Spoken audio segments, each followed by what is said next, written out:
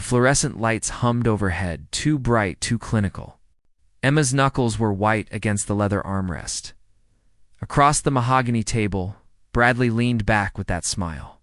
The one that used to mean safety? Now, it just meant cruelty. I tried, Emma. God knows I tried.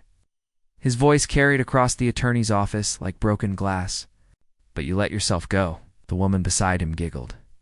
Jessica, 26, and glowing with victory. Patricia, the divorce attorney, cleared her throat. Mr. Stevens, perhaps we should focus on the paperwork. Bradley ignored her. His eyes locked onto Emma's, and she saw the knife coming before he even opened his mouth. Nobody wants you. No man will ever look at you twice. He leaned forward, savoring each word. Accept it, Emma. You're going to spend the rest of your life alone. The silence swallowed the room whole. Emma's hand shook as she signed the papers. 12 years reduced to ink on a page. She stood, legs unsteady, and walked out without looking back. Only in the elevator did she break. The tears came hot and merciless. She pressed her forehead against the cold metal wall and let the floor numbers blur. At home, she stared at her reflection. Red eyes, blotchy skin, hair that hadn't seen a salon in months, shapeless clothes chosen for invisibility. When had she disappeared? Bradley's words circled like vultures. Nobody wants you. Nobody wants you. Nobody wants you. She slid down onto the bathroom floor and wept until her body had nothing left to give. 5 weeks passed in gray. Work, home, television, silence then. Saturday morning arrived different. Emma woke and realized she owed him nothing. Not breakfast. Not laundry. Not one more moment of her life. The bathroom mirror showed a stranger. But beneath the defeat, something else flickered. She picked up her phone. Monica. Are you free today? I need to go to a salon. 3 hours later, Emma barely recognized herself. Highlights caught the light like captured sunshine. Layers framed her face with movement and life. Monica grinned behind her. Why did you ever stop doing this? Bradley said it was too much. Emma's voice was quiet. That married women didn't need to attract attention. Well, Bradley's an idiot. They hit the shopping district next. Coral dresses, cream blouses, jeans that actually fit. Each piece felt like excavating buried treasure in the dressing room mirror. Emma saw someone she'd forgotten existed. On the drive home, Monica's voice turned gentle. Claire and Deanna have been asking about you. We all miss you. Emma stared out the window. I wasn't ready to be seen. And now? Emma touched her new hair, felt the soft fabric of her new dress.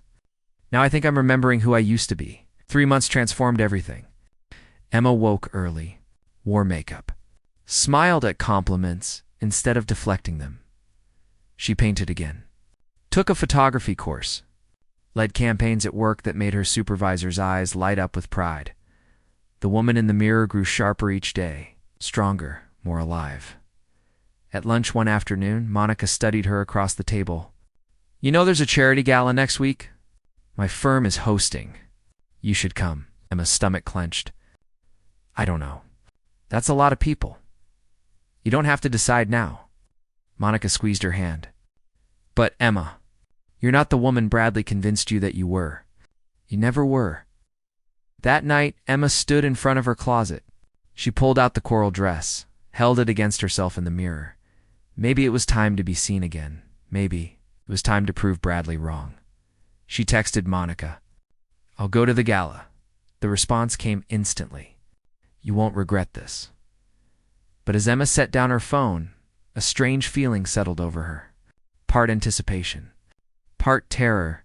She had no idea that walking into that ballroom would change everything, that the man waiting in the shadows would see her in ways Bradley never had, that by the end, the night, her entire world would tilt on its axis. Emma went to bed with her heart racing. Unaware that fate had already started writing the next chapter of her story, the ballroom glittered like a fever dream. Crystal chandeliers cast fractured light across marble floors. Emma smoothed her coral dress, suddenly hyper-aware of every eye that might land on her. You look stunning. Monica appeared beside her with champagne.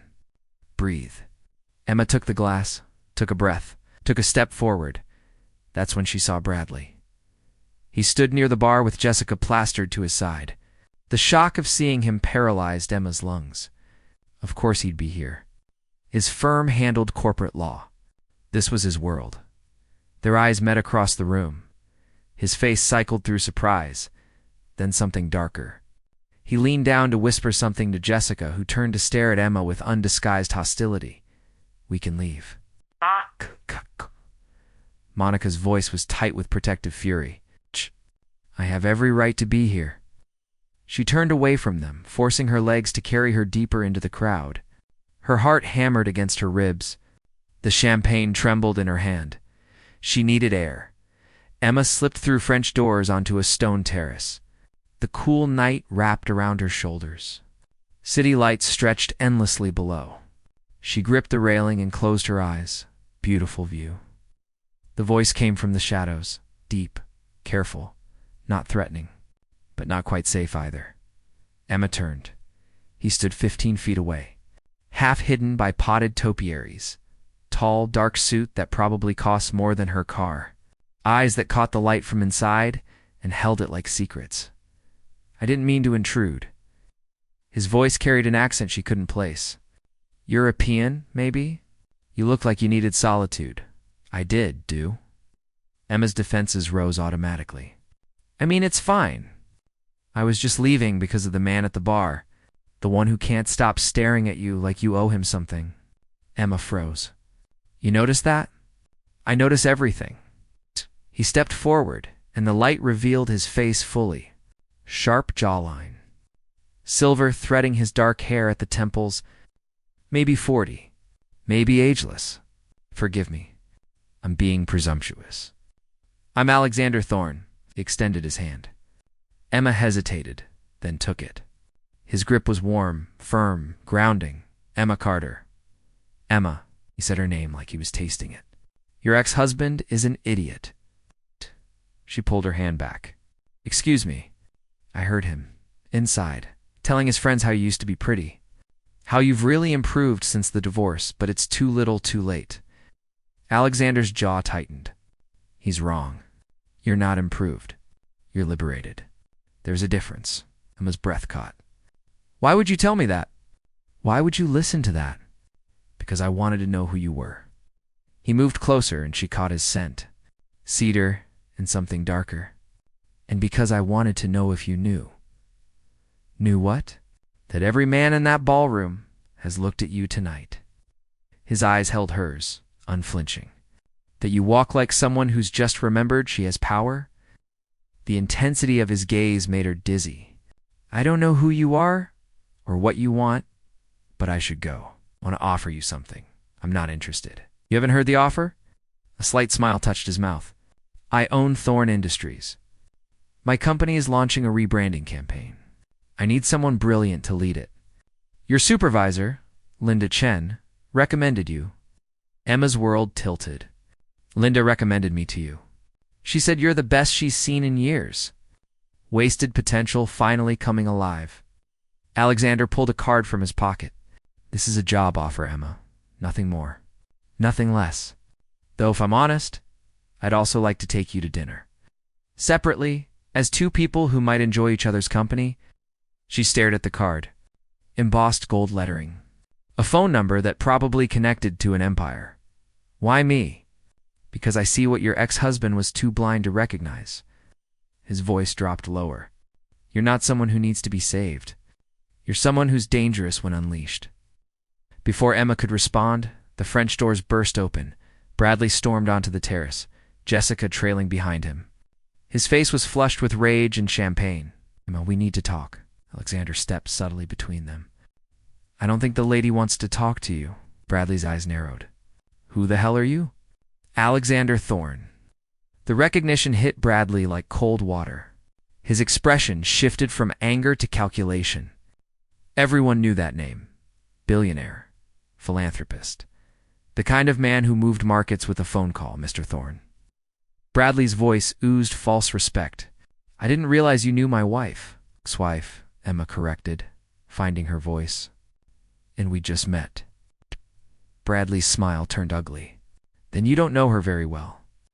Emma has a tendency to be disappointing when you get close. The words landed exactly as he intended. Emma felt the old shame rising, threatening to drown her, but Alexander's response was ice cold. I think it's you who's disappointing, Mr. Stevens. In fact, I know it is. Your firm represents 3 of my subsidiary companies. Or, rather, they did until about 30 seconds ago. The color drained from Bradley's face. You can't be serious. Try me.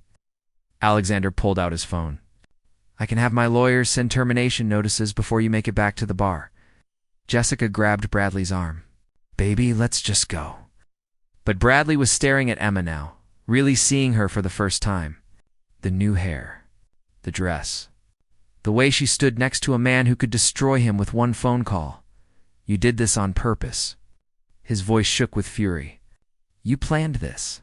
Found some rich guy to parade around and make me look bad? Emma laughed. Actually laughed. Bradley, I didn't even know you'd be here. But I'm glad you are. Because now you can see exactly how wrong you were. About what? She stepped forward, close enough that he could hear every word. That nobody wants me. That no man would ever look at me twice. You said I'd spend my life alone. Emma turned to Alexander, whose eyes held something that made her pulse quicken. Not pity, not charity. Something raw and real and thrilling. I don't think that's going to be my story after all. She took Alexander's offered arm. They walked past Bradley and Jessica, past the shocked faces inside. Out into the night where a black car waited at the curb. Alexander opened the door for her. That was brave. That was terrifying. Emma slid into leather seats that smelled like luxury. Did you really just fire his firm? Absolutely. Alexander settled beside her. I don't work with men who treat women like property. You don't even know me. He turned to face her, and in the dim light, his expression was unreadable. Then let me know you. Dinner tomorrow. 7 o'clock. I'll send a car. What if I say no? Then I'll respect that. His voice was sincere, but I hope you don't. 'Cause Emma, I think we could be something extraordinary together. The car pulled away from the curb. Through the tinted window, Emma watched the ballroom disappear behind them. She should feel afraid, should question this, should protect herself. Instead, she felt alive. "Okay," she whispered. "Tomorrow? 7 o'clock. Alexander smiled, and it transformed his entire face. I promise you won't regret this. But as the city lights blurred past, Emma couldn't shake one feeling. That Alexander Thorne was dangerous in ways she didn't yet understand. That he saw something in her that terrified and thrilled her equally. And that by saying yes, she'd just stepped into a world where nothing would ever be simple again. The restaurant occupied the top floor of a building that touched the clouds. Floor-to-ceiling windows overlooked. The city like a kingdom waiting to be claimed. Emma felt out of place in her nicest dress. Everything here whispered wealth she'd never imagined. Alexander stood when she arrived, and the simple gesture steadied her. He wore casual elegance like armor. Dark shirt, no tie. Eyes that tracked her every movement. You came. You sound surprised. Hopeful. He pulled out her chair. There's a difference. The waiter appeared with wine older than Emma. She sipped it and tasted history. Tell me something real, Alexander said after they ordered. Not the polished version. The truth. Emma set down her glass. That's a dangerous question on a first date. I don't do safe. His smile was sharp. Neither do you, I think. She studied him. Really looked beneath the polish was something raw. A wound that hadn't quite healed. She recognized it because she wore the same one. I spent 12 years making myself smaller, Emma said quietly. I shrank and dimmed and apologized for taking up space. And when he left, he made sure I knew it was because I wasn't enough. Wasn't pretty enough. Wasn't desirable enough. Wasn't woman enough. Alexander's hand covered hers on the table. And now I don't know who I am, but I'm finding out. She met his eyes. Your turn. Something real. His jaw tightened. For a moment she thought he'd deflect. Then he spoke. My wife died 3 years ago. Cancer. I spent 18 months watching her disappear, piece by piece. And when she was gone, I buried myself in work because it was easier than feeling anything at all. His thumb traced circles on her palm. I haven't taken anyone to dinner since. Until you. The weight of his confession settled between them. Emma squeezed his hand. Why me? Because when I saw you on that terrace, you looked the way I felt. Like someone clawing their way back to life. Ow! His voice dropped. And I thought maybe we could help each other remember what that feels like. The dinner stretched into ours. They talked about everything and nothing. Books, art, the way the city looked from this height. He made her laugh until her cheeks hurt. She challenged him until his eyes lit with genuine interest. When the car dropped her home, Alexander walked her to the door. I'd like to see you again, he said. When? Tomorrow? And the day after that? And every day until you tell me to stop. Emma's pulse quickened. That's intense. I don't know how to be anything else. He touched her face, gentle, despite the hunger in his eyes. Tell me if this is too much. I'll back off. She should say yes. Should protect herself. Should remember that men who seem too good to be true usually were. Instead, she kissed him. His response was immediate and all-consuming. He pressed her against the door, hands in her hair, breath ragged against her mouth.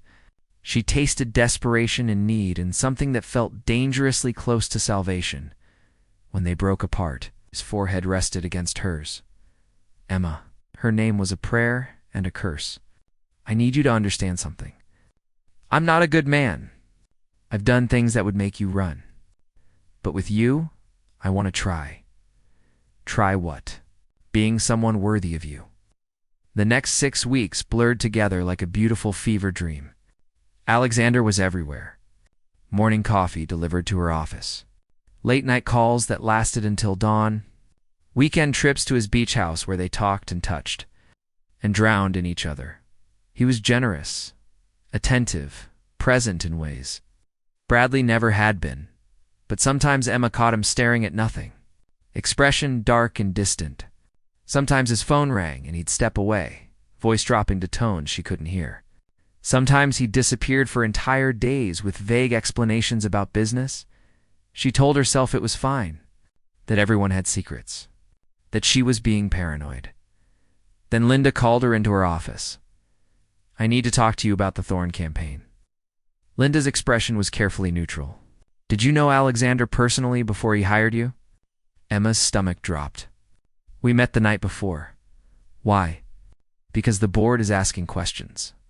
About whether you got this position on merit or because you're sleeping with the client. The shame was immediate and suffocating.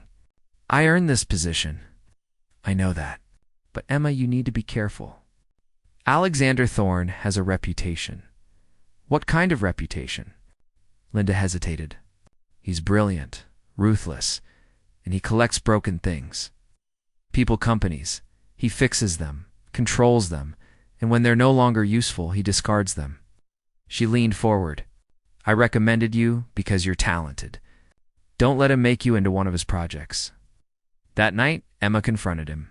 She drove to his penthouse unannounced, used the key he'd given her, and found him on the terrace nursing whiskey. Is that what I am to you? Her voice shook. A project? Some broken thing you're fixing? Alexander turned slowly. His face was a mask. Who told you that? Does it matter? Yes. He set down his glass with careful precision. Because whoever said it doesn't know me, doesn't know us, and tell me I'm wrong. Tell me you don't have a pattern of finding damaged women and playing savior. The silence stretched too long. Emma, his voice was rough. My wife was sick for 18 months. I spent every moment trying to save her. When she died, I felt powerless. So yes, I've helped people since, given them opportunities, resources, but you're different. How?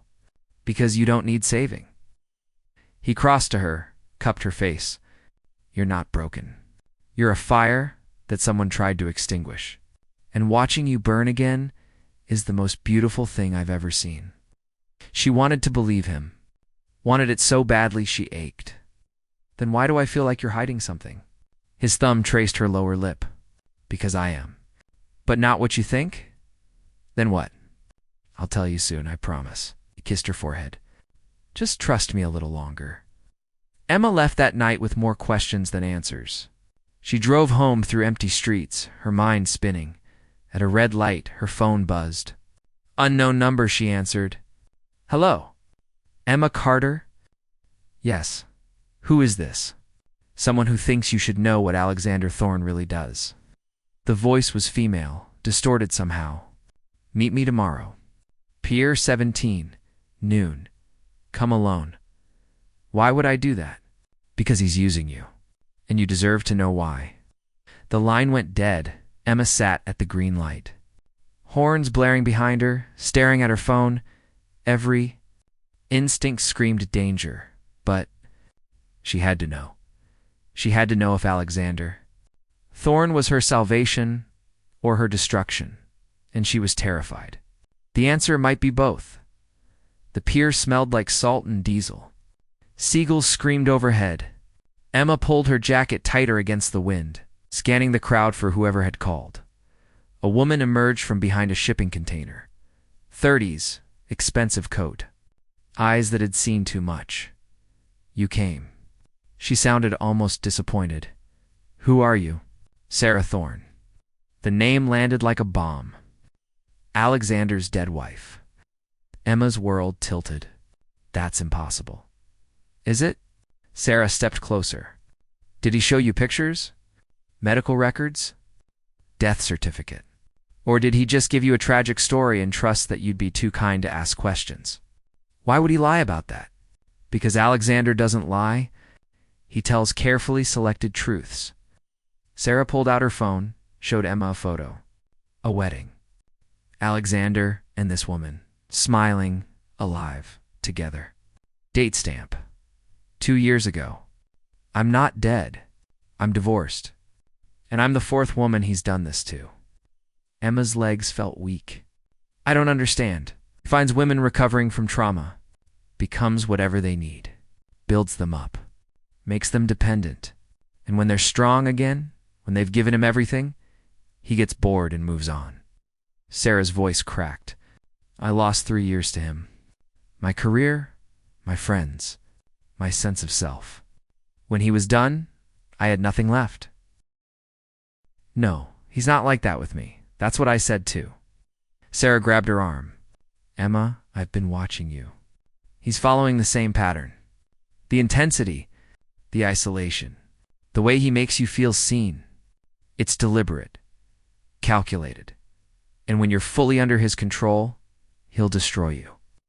Emma pulled away. If that's true, why tell me? Why not just let me find out? Because he's escalating. Sarah's eyes were desperate.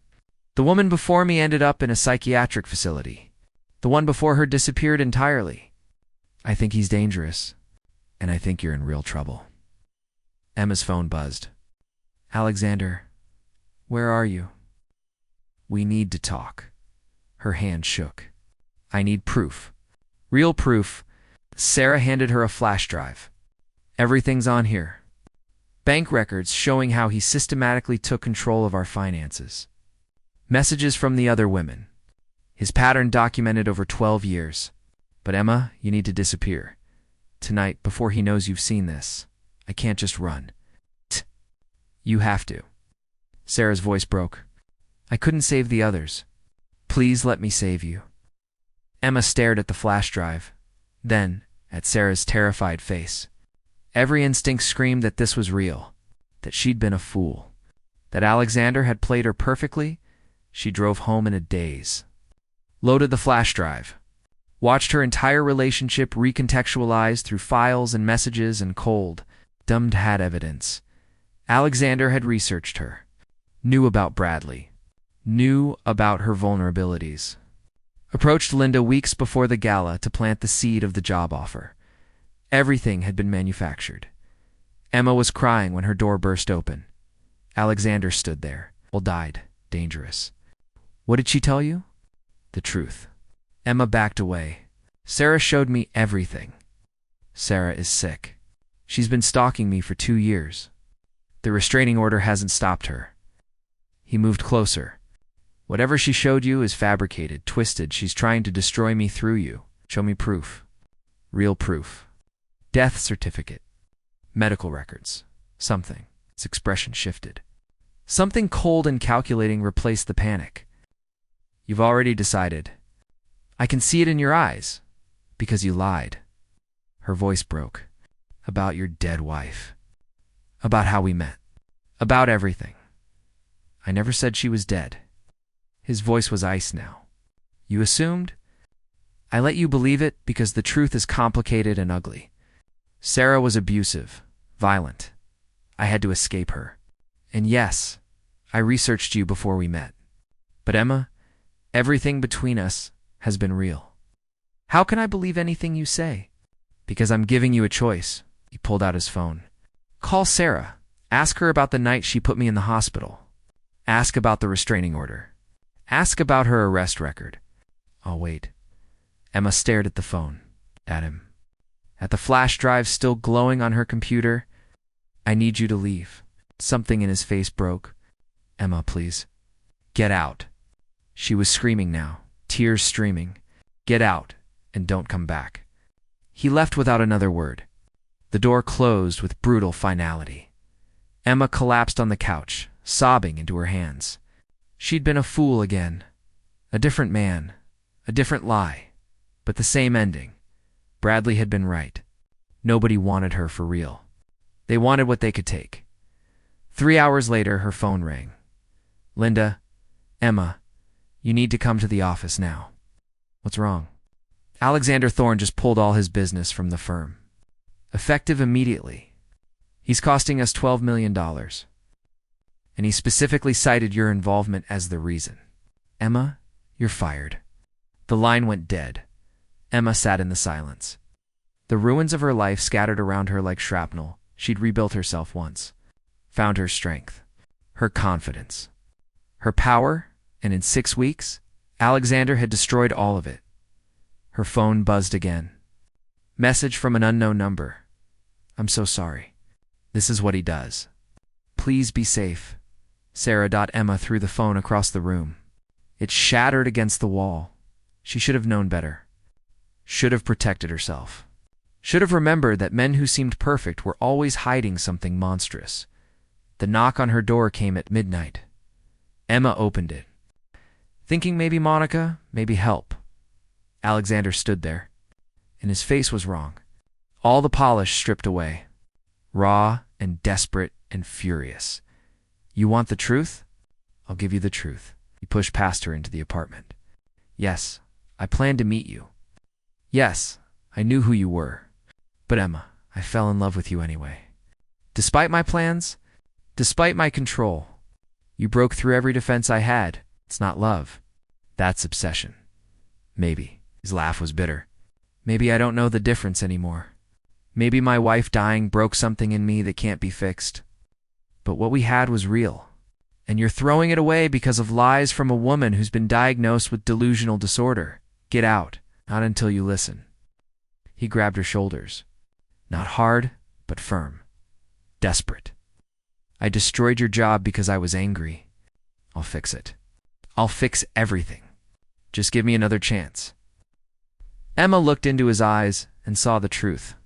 He believed every word he was saying, but belief didn't make it real. Let go of me, he did.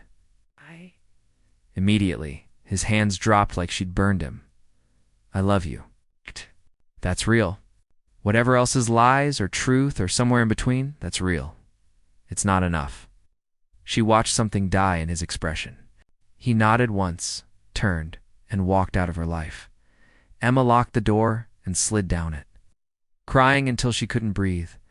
Outside, Alexander sat in his car, staring at her darkened windows. His phone glowed in the darkness. He typed a message. She knows. The response came. Good. Phase 2 begins now. Alexander closed his eyes, hating himself more than he'd ever hated anyone because Emma was right. He had lied, but not about loving. Her about who he was really protecting her from. And now it was too late to save her. From what was coming, Emma woke to pounding on her door. Morning light sliced through the curtains like a knife. She stumbled to answer it, expecting Alexander. Hoping for Monica, Sarah stood there, mascara streaked, bleeding from a cut above her eye. We need to run now. What happened to you? Sarah pushed inside, locked the door, checked the windows. He knows I talked to you. He sent people. Alexander wouldn't hurt you. Whatever else he is, he's not violent. Alexander isn't the one we need to worry about. Sarah grabbed Emma's shoulders. I lied to you yesterday. About some things, not all things. But I need you to listen because we're both going to die if we don't move. Emma's phone rang. Alexander, she answered. Don't trust her. His voice was frantic. Emma Sarah isn't who she says she is. She's working with Bradley. What? Your ex-husband. They've been planning this for months. She approached him after the divorce. Offered him revenge. Offered him, you destroyed. And I walked right into their trap. Sarah lunged for the phone. Emma jerked away. He's lying. Sarah screamed. He's trying to confuse you. Then explain the blood, Emma said quietly. If Alexander sent people, where are they? Why would he call to warn me? Sarah's expression shifted. Something cold and calculating replaced the panic. Fine. Her voice dropped the hysteria. You want the truth? Bradley paid me $50,000 to seduce Alexander. To make you think he was dangerous? To destroy the one good thing you'd found? She smiled, and it was razor sharp. But Alexander figured it out. And now he's going to destroy both of us unless I finish the job. The door exploded inward. Bradley burst through with two men Emma didn't recognize. His face was twisted with rage and satisfaction. Did you really think I'd let you win? He grabbed Emma, yanked her close. You humiliated me. Made me look weak. Lost me clients because your billionaire boyfriend decided to play hero. Alexander's voice came through the phone, still connected. Touch her, and I'll end you. Bradley laughed and snatched the phone. You're too late, Thorne. By the time you get here, Emma will have signed over the settlement money, the house, everything. And she'll do it because she loves staying alive. He ended the call. Threw the phone against the wall. Emma's mind raced. Sarah was backing toward the window, clearly weighing escape. The two men blocked the door. Bradley's hand was tight on her arm. Why are you doing this? Emma's voice was steady despite the terror. You already won. You left me. You got everything you wanted. I wanted you broken. Bradley's breath was hot against her face. I wanted you destroyed. But you rebuilt yourself. Found someone better? Became someone I barely recognized. And everyone saw it. Everyone knew you'd upgraded. His grip tightened. So I'm taking it all back. Your money. Your confidence. Your hope. When I'm done, you'll have nothing. Again, she has me. Alexander stood in the doorway, perfectly still, perfectly calm. Behind him, Emma could see building security, hear sirens approaching. How did you get here so fast? Bradley's voice cracked. I was already here. Been parked outside her building for 3 days? Alexander's eyes were ice. Waiting for you to make your move. One of Bradley's men reached for a weapon. Security tackled him before he could draw it. The other ran and made it exactly 5 steps before being slammed to the ground. Bradley still held Emma. Ow! I swear to God. No, you won't. Emma's voice was quiet. Because you're a coward, Bradley. You always have been. She drove her elbow into his solar plexus. He gasped, released her, and she ran to Alexander. Police flooded the apartment. Bradley and Sarah were handcuffed, still screaming. The whole scene dissolved into chaos and statements and questions that lasted hours. Finally, Emma and Alexander stood alone in the hallway outside her apartment. You knew, she said. The whole time, suspected after the first week. Confirmed it 2 weeks ago. He looked exhausted, haunted. Sarah approached me 6 months ago claiming to be my ex-wife. Used fake documents, manipulated photos. I knew it was a con, but couldn't figure out the endgame. Then you appeared, and it all made sense. Why didn't you tell me? Because I needed them to think it was working. Needed Bradley to feel confident enough to make his move. Alexander touched her face. And because by the time I knew for sure I'd fallen in love with you, real love, complicated and messy and terrifying. If I told you the truth, you'd have run. I'd have lost you. You manipulated me. No hesitation. No excuses. I played every side, including yours. I made you a piece in my game even as I was falling apart over you. And I hate myself for it. Emma stepped back. I don't know what's real anymore. This is real. Pulled something from his pocket. A folder. Linda has your job back. Full restitution. Bradley's firm is being audited for fraud. Sarah is facing conspiracy charges. You're safe. You're free. You're going to be fine. And us. Alexander's smile was broken. There is no us. You deserve someone honest. Someone whole. Someone who doesn't use people as chess pieces even when he loves them. He handed her the folder. I'm leaving the city. New branch opening in London. I'll be gone by tomorrow. Just like that. Just like that. He started to walk away, then stopped. Emma, you were never broken. You were never a project. You were the first real thing I'd felt in years. I'm sorry I couldn't be the same for you. He disappeared into the elevator. Emma stood in the empty hallway, holding the folder, feeling like she'd won and lost everything simultaneously. 3 months later, Emma sat in her rebuilt life. New apartment, promotion at work. Reconnected with friends who'd worried while she'd been drowning in Alexander's world. She was okay. Better than okay. Strong in ways Bradley and Alexander had both underestimated. But sometimes, late at night, she thought about ice blue eyes and a man who'd loved her in the most damaged way possible, who'd protected her while hurting her, who'd been her salvation and her destruction in equal measure. Her phone buzzed. Unknown number. A message. You deserved honesty. You deserved better. But you also deserved to know you were worth burning the world for. Even if you'll never forgive me for the fire. Emma stared at the message for a long time. Then she typed, I don't forgive you, but I understand you, and maybe someday that will be enough. She hit send before she could reconsider. The response came an hour later. Someday is all I can ask for. Emma set down her phone and looked at her reflection in the window. She saw a survivor. A woman who'd been broken twice and rebuilt herself both times. Who'd learned that love wasn't always pure and people weren't always good or bad, but something beautifully, terribly complicated. Bradley had said nobody wanted her. He'd been wrong. Alexander had wanted her so much he'd lied and manipulated, destroyed just to keep her safe. It was toxic. It was twisted. It was the most honest love anyone had ever given her. And maybe someday, when they'd both healed from the wounds they'd given each other, there would be space for something real between them. But not today. Today, Emma Carter belonged only to herself. And that was exactly how it should be. She smiled at her reflection, turned off the lights, and walked into whatever came next with her head held high. The end.